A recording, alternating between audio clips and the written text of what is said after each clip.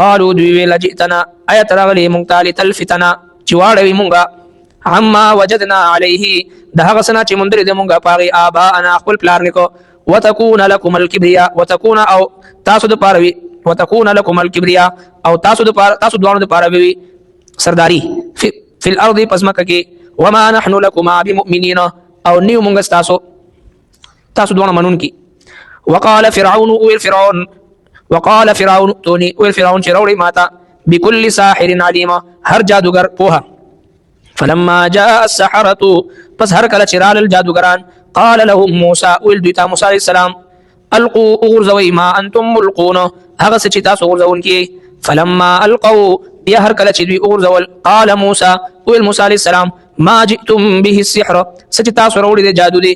ان الله سيبطله بشک الله جل شانه هغه اخکار کون کی دی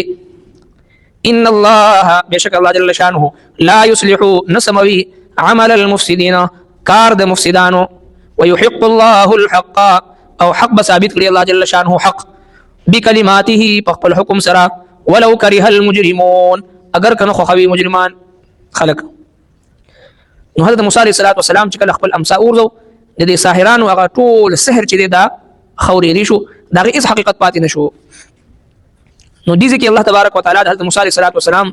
دا جمله ذکر فرمایي فلما القوا قال موسى ما جئتم به السحر ان الله سيبطله کله غوی دا پړ یو او خپل نظر بندي ښکار کړه نو موسی عليه السلام دا کلمات فلما القوا قال موسى ما جئتم به السحر ان الله سيبطله دا جمله چې موسی عليه السلام فرمایل الله تبارک وتعالى دا غوی هغه سحر چې دی هغه ښکار کړو او هیڅ حقیقت دا غي پاتې نشو نو دا کلمات د هر منځنه بعد درې یا پنځه کرته ویل دا مجرب دی د سحر نه د جادو نه او دغه نور چې کوم مفسد سيزونه د داغینه د حفاظت لپاره فلما القوا قال موسى ما جئتم به السحر ان الله سيبطله د فرض منځنه بعد درېزل یا پنځه پیری دا انتهایی مجرب کلمات دي فلما القوا قال موسى ما جئتم به السحر ان الله سيبطله سر دي دې پوری نو چونکه دا سحر دا حق دی او دغه سحر نه د حفاظت لپاره الله تبارک وتعالى قران کریم کې سوره اخلاص سوره فلق سوره ناس دا سورته مبارکه راغلي جناب رسول الله صلی الله علیه وسلم مبارک باندې چې کله سحر وکړي شو يهوديانو په سحر وکړو نو الله تبارک وتعالى دا معوذتين دا دوا سورته مبارکه نازل فرمایل خصوصیت سره د دې ترغیب او تعلیم ورکړي شو او دا غي نه بعد جناب رسول الله صلی الله علیه وسلم مبارک با سحر او بیگا د دې آیتونو مبارکو به ورت کو او لاسونو مبارکه به دم کو او ټول بدن باندې با راخل تر دې پورې چې کله د الله محبوب پیغمبر په مرض الوفات کې په بدن کې ضعف او کمزوري و نبی علیہ الصلوۃ والسلام مبارک بدا سورتونه تلاوت فرمایل حضرت عائشہ صدیقہ رضی الله تعالی عنها په لاسونو باندې دم کړه او بی عائشہ صدیقہ رضی الله عنها چې دا غیبه د نبی علیہ السلام جسم مبارک باندې راخل نو دا هغه اثرات د سحر او د جادو هغه قرآنی علاج سره ختميږي نو سحر او جادو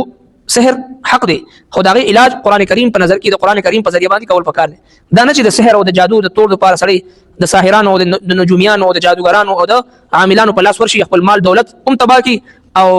د زموږ استادو د معاشري ډیر زنانه خپل عزت ابرونه هم لاس وینځي نو چې کله دا نقلي او چې کوم غیر شرعي او د قران او د سنت خلاف عمل کوونکي ساحرانو او جادوګرانو او نجوميانو او عاملانو لاس ورشي د ایمان نه محروم شي او د عزت او د ابرونه هم محروم شي زموږ استادو معاشره د خلکو نه ډک دي چې دا سحر او جادو په نوم باندې او د عملیاتو په نوم باندې ډېر لوی کاروبار او ډېر منافع بخش کاروبار زموږ استادو په معاشره کې روان دي چې د خلکو مال او دولت عزت ابرو هر څه لوټاويږي په دغه نوم باندې د ټولو بهترین عامل بهترین علاج د قران کریم په ذریعہ باندې معوذتين سوره اخلاص سوره فلق سوره ناس د دې آیتونو مبارکو ورت کول کثرت سره او دې آیت مبارکه ورت فلما القوا قال موسى ما جئتم به السحر ان الله سيبطله د هر فرض منځنه بعد درې ځل یا پنځه ځل دا ویل د ټولو سحر او جادو وغیرہ د حفاظت لپاره ضروري